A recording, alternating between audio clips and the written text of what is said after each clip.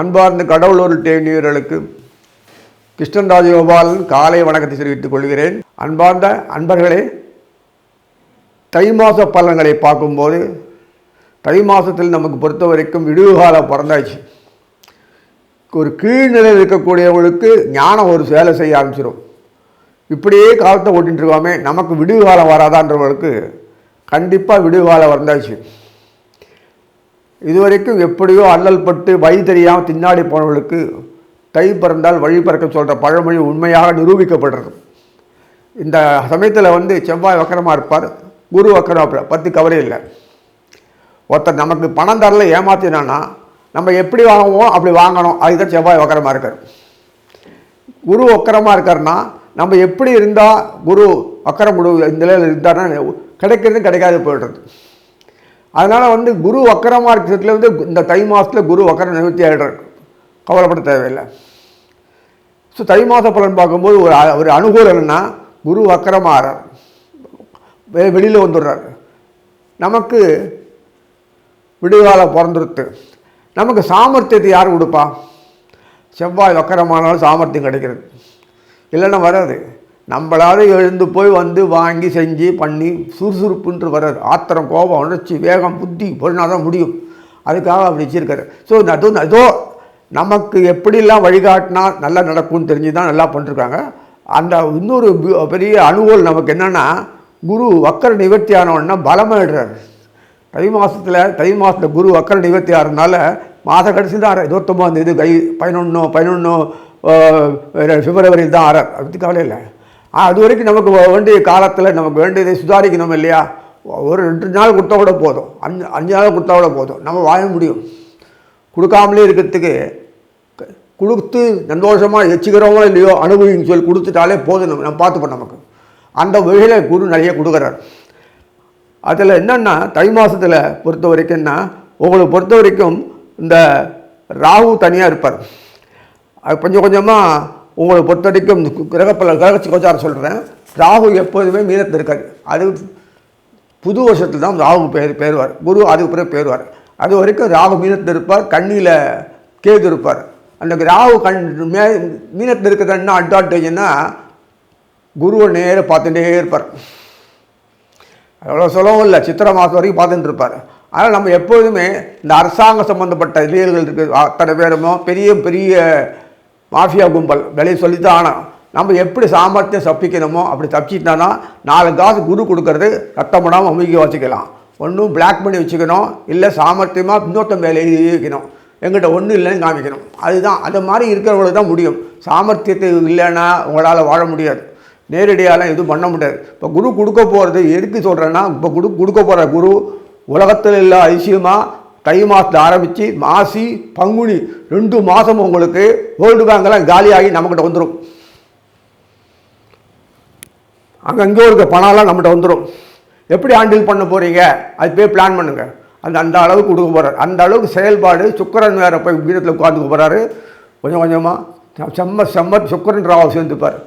சனீஸ்வரர் இப்போதைக்கு பேர போகிறதில்ல, கவலைப்பட வேண்டாம். ஆனால் தற்போதைக்கு இந்த ராகுவோட சனீஸ்வரர் இருக்கார். சனீஸ்வரன் வக்கரெல்லாம் முடிஞ்சு போச்சு, கவலைப்பட வேண்டாம். சனி சேர்ந்து நமக்கு சனி ஒருத்தரை தான் நமக்கு கொடுக்க முடியும். ஏழை பங்காளன், அதுக்காக அவர் ஏழை இல்லை.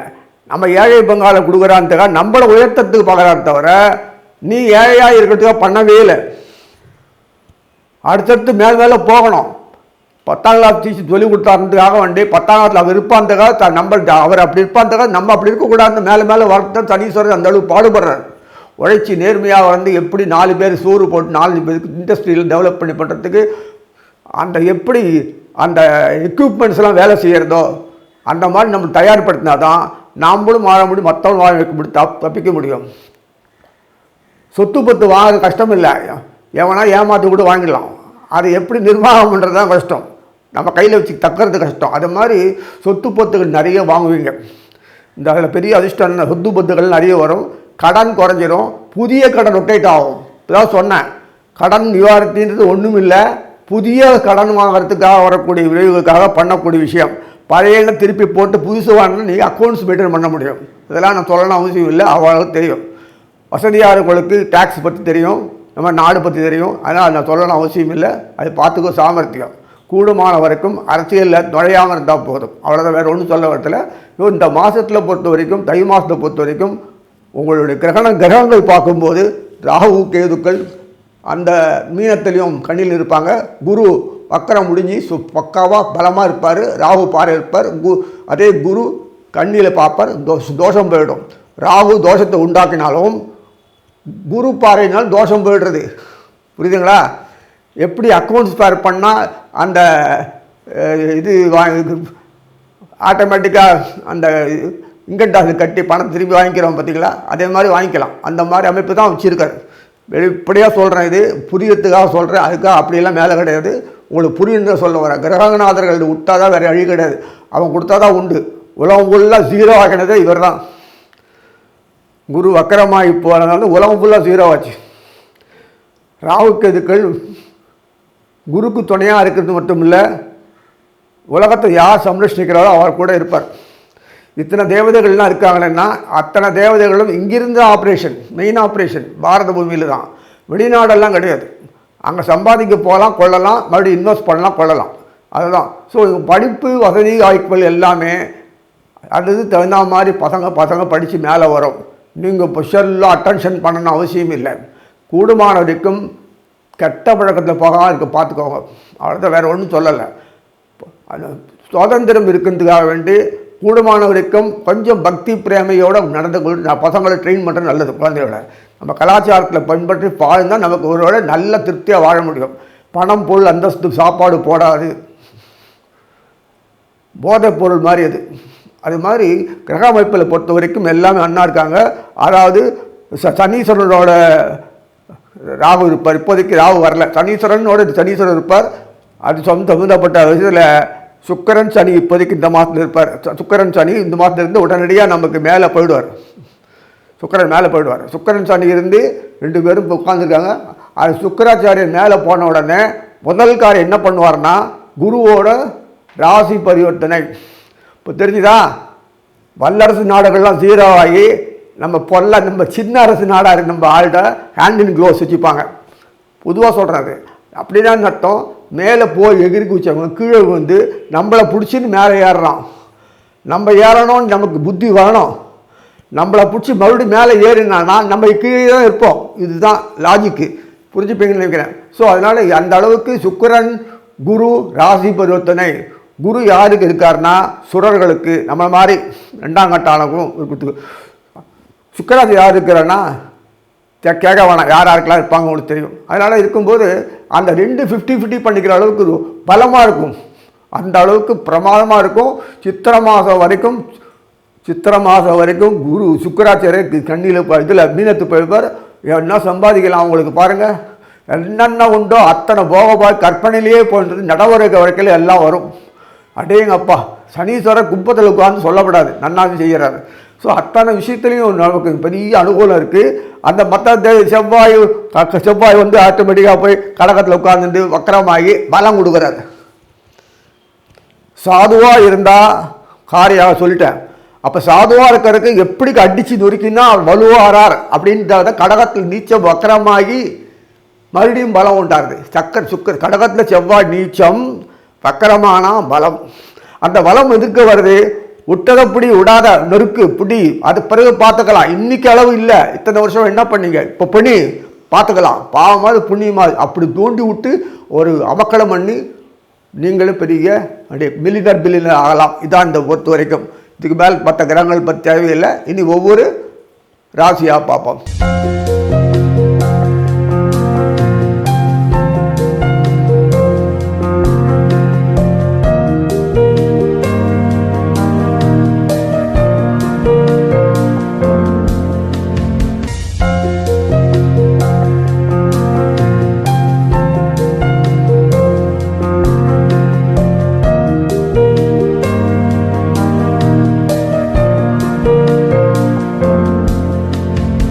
அன்பார்ந்த சிம்மராசி நேயர்களே, தை மாதம் அப்படின்னு பார்க்கும்போது, தை மாத பலன்கள் அப்படின்னு பார்க்கும்போது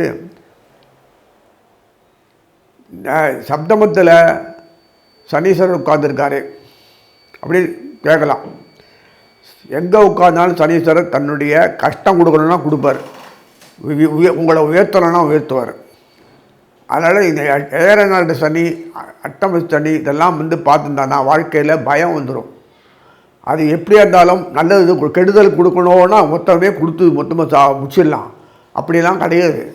நமக்கு ப்ரிகாஷன், கொஞ்சம் எச்சரிக்கையாக இருக்கணும், அவ்வளோதான். லெதார்ஜிக்காக இருக்கக்கூடாது. டைம் எலிமெண்ட்டை பயன்படுத்தினா மலை மேலே வரலாம். டைம் எலிமெண்ட் பார்த்துட்டு இருக்கும்போது நம்ம கஷ்டங்கள் வரும்போது டக்குன்னு சமாளிக்கலாம். அதுக்கு தான் கொடுக்குறது தவிர வீணாக கலவரப்பட்டு மனசை போட்டு உடச்சிக்காதீங்க. மேலும் நம்மளை கஷ்டத்தையே கொடுத்து நசுக்கிறதுக்காக பகவான் நம்மளை படைக்கலாம். ஒவ்வொரு கஷ்டமும் ஒவ்வொரு துளி கஷ்டமும் நீ படுற பிரயத்தனம் வந்து பிரயத்தனம் மேலே மேலே வரத்துக்கு தான். உன்னோட சேர்ந்து 4 பேரோடு நன்னா அனுபவிக்கணுன்றதுக்காக தான் ஒவ்வொழியாக செய்யப்படுறதுக்கு தான் அந்த கஷ்ட நஷ்டங்கள் கொடுக்குறாரு. அதனால் சனீஸ்வரர் வந்து நன்றி பயப்பட வேண்டாம், அவர் தான் மருந்து. அவர் பற்றி நிறைய விஷயங்கள் சொல்லியிருக்கேன். அதனால் சனீஸ்வரர் சப்தமாதி அவருக்கு சனீஸ்வரர் சப்தமத்தில் உட்கார்ந்துருக்கார். கொஞ்ச நேரத்தில் சுக்கராச்சாரியார் கூட போயிட்டு உட்கார்ந்துருக்கார். சுக்கரர் உட்கார்ந்துருக்கார், சனீஸ்வரன் உட்கார்ந்துருக்கார் கும்பத்தில் சப்தமத்தில். சுக்கரன் 7ஆம் வீட்டில் போய் உட்கார்றாரு. இதெல்லாம் வந்து பாடங்கள் படிக்கலாம், அதனால் அது பற்றி இல்லை. நம்மளோட ஒரு பொண்ணு பழகிறோன்னா ஐயோ அவனோட பழகின்ற கலை எதாவது பண்ணிட்டு என்ன பண்ணுறது நினைக்கிற மாதிரி தான். அது தப்பாக மனசை போட்டு குறைஞ்சிக்கிறது தப்பு. அதே மாதிரி சுக்கரர் உட்கார்ந்துருக்காருன்னா தாழ்மைக்கு ஆபத்து வருமா அப்படின்னா தோணும். அதெல்லாம் ஒன்றும் கிடையாது. சுக்கரரோட சனீஸ்வரர் உட்கார்ந்துருக்கார். தாயினுடைய வேதனை சனீஸ்வரர் மட்டும்தான் தெரியும். அவர் தான் கர்ப்பத்தையே சனீஸ்வரர் தான் பார்க்குறார். குழந்தை குட்டி இது மேலே அனுப்புறது, கொள்வது, வாழ வைக்கிறது எல்லாம் சனீஸ்வரர் தான். கொஞ்சம் செவ்வாயை கூப்பிட்டாருன்னா ஒரு பொண்ணு பெருசாகிடும். இன்னும் கொஞ்சம் ஓவராக கூப்பிட்டாருன்னா இன்னும் போடுன்னா நாசமாகிடும். இன்னும் ஓவராக போட்டார்னா மர்டரே ஆகிடும், அதுவே மர்டர் ஆகிடும். இது மாதிரிலாம் நிறைய இருக்குது. இது மாதிரிலாம் குணங்களுக்கு தகுந்த மாதிரி ஆக்டிவேட் பண்ண வேண்டியது சனிக்கும் செவ்வாய்க்கு வேலை தவிர எலக்ட்ரிசிட்டி ஷாக் அடிக்கிறதுக்காக எலக்ட்ரிசிட்டியை பயன்படுத்தக்கூடாது சொல்கிற மாதிரி இருக்குது. நமக்கு எல்லாம் ஒன்றுன்னா எப்படி கரண்ட்டு நமக்கு வாழ்க்கையில் எந்த அளவுக்கு ஒன்றுன்றதோ அதே மாதிரி தான் இதெல்லாம் பயன்படுத்தணும். எதுவுமே நமக்கு விஷமாகவோ எதுவுமே நமக்கு நல்லதும் வரும் கெடுதலும் வரும் பண்ணதாக நம்ம பயன்படுத்தாமல் இருக்க முடியாது. Forcible to do, accustom to do, deal with எல்லாத்தையும் செஞ்சு தான் ஆகணும். அந்த சிம்மத்துக்கு பற்றி எப்போதுமே கொஞ்சம் அகங்காரம், சூரியன் இல்லை, அதனால அந்த கொஞ்சம் அதை கொடுப்பான். ஆனால் அது வர மகம்பூரம் உத்திரம் நல்ல அருமையான கேது, சுக்கராச்சாரியார், சூரியன் ஒரே ஒரு பாதம் தான். பாருங்கள், அவர் வீட்டிலே சூரியனுக்கு ஒரு பாதம் தான் கொடுத்துருக்கு. ஸோ இதெல்லாம் வரும்போது கவலைப்பட தேவையில்லை. எல்லா விஷயத்துலேயும் பார்த்து தான் வைக்கிறோம். எங்கெங்கே உப்பு போடணும், எங்கே தளிகை சாதிக்கணும், இதெல்லாம் கரெக்டாக பண்ணுற காலபுருஷம், பயப்பட வேண்டாம். அதனால் சிம்மத்துக்கு 8ஆம் வீட்டில் உட்காந்து 7ஆம் வீட்டில் உட்காந்துருக்காங்க சனீஸ்வரர் கூட சுக்கராச்சாரியர். சுக்கராச்சாரியர் ஜீவன கர்மஸ்தான் அதிபதி.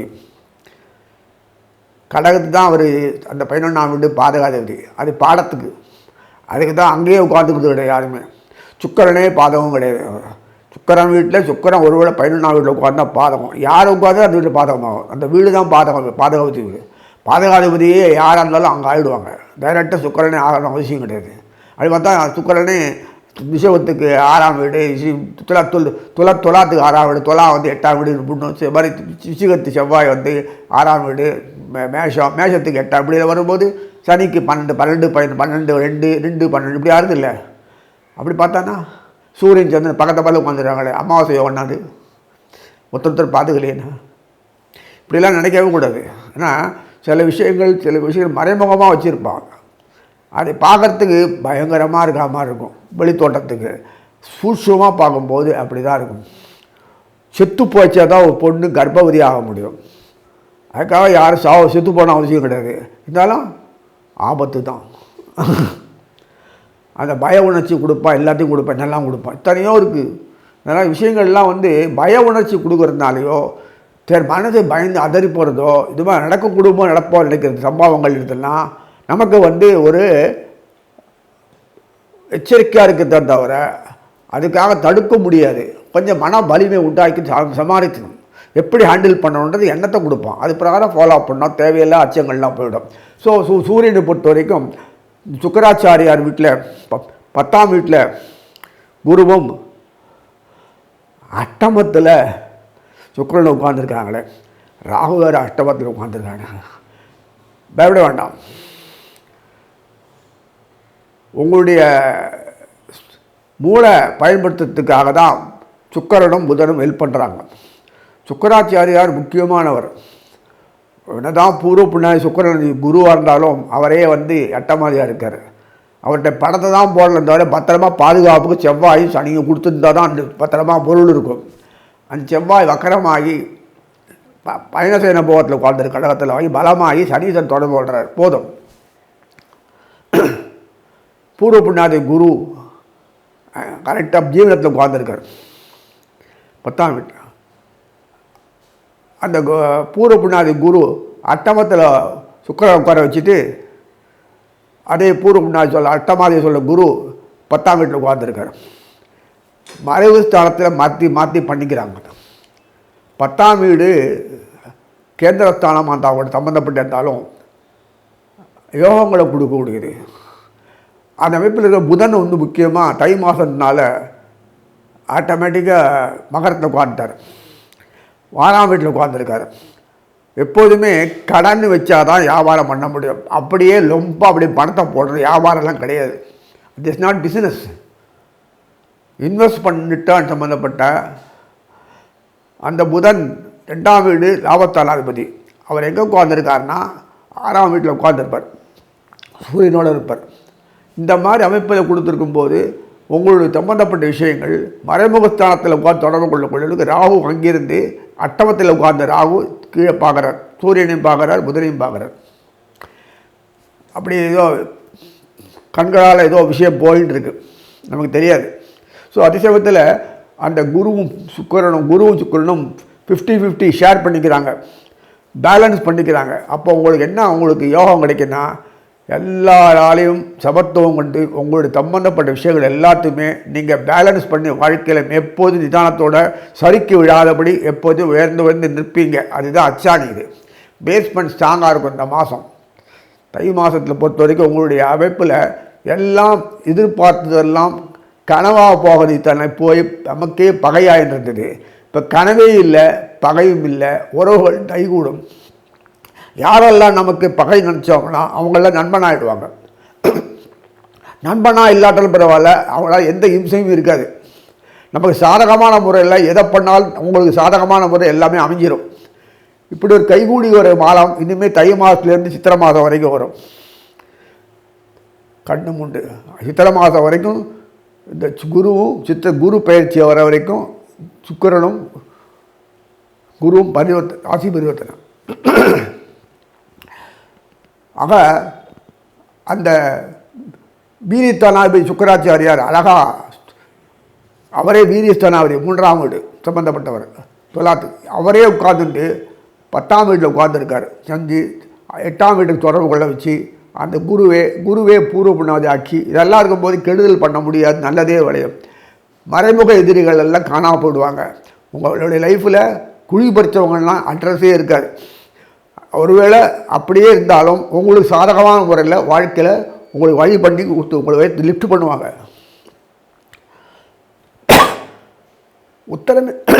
உத்தரமே வீடாகாது. அதனால் வீடு நன்னா இருக்கணும்னா உத்தரம் நன்னா இருக்கணும். அதனால் குரு சுக்கிரனும் நன்னா இருக்காங்க, ஒரு பிரச்சனையும் இல்லை, ஹாப்பியாக இருக்கும், நல்லபடியாக வாழ்க்கை அமையும். அதே சமயத்தில் வாழ்க்கையில் வரக்கூடிய விஷயங்களில் தள்ளி போயிட்டே இருக்கேன்னா முறைப்படி திருமணம் நடக்கும். முறைப்படி திருமணம்னா கம்யூனிட்டி காஸ்ட் வேலையெல்லாம் கிடையாது. முறைப்படி திருமணம்னா சம்பிரதாயம் உங்களுக்கு சம்மந்தப்பட்ட விஷயங்கள்லேயே நடக்கும். குழந்தை குட்டிகள்லாம் வரும். காலம் தள்ளி போகாதீனுமே எல்லாம் நடக்கும். வியாபாரம் ஜீவனங்கள் சம்மந்தப்பட்ட விஷயங்கள்லாம் பல்நோக்கில் இருக்கும். ஒரே சமயத்தில் 4-5 பிஸ்னஸ், ஒரே சமயத்தில் என்கேஜ்மெண்ட்டு, ஒரே சமயத்தில் குடும்பத்தையும் பார்ப்பீங்க. இத்தனையும் ஒரே சமயத்தில் பண்ணக்கூடிய அளவுக்கு உடம்பு மனசு ஆரோக்கியம் எல்லாம் கைகூடும். இப்படி ஒரு அமைப்பு தான் இந்த சிம்மத்துக்கு இருக்குது. தொடர்ந்து ஏற்றம் சொல்லி வாழ்க்கை அமைகிறேன். கடவுள் அருள் டிவியை பார்த்தமைக்க நன்றிகள். மேலும் இது போன்ற தகவல்களை தெரிந்து கொள்ள கடவுள் அருள் டிவியை சப்ஸ்கிரைப் செய்யுங்கள். மறக்காமல் பெல் ஐக்கானை கிளிக் செய்யுங்கள்.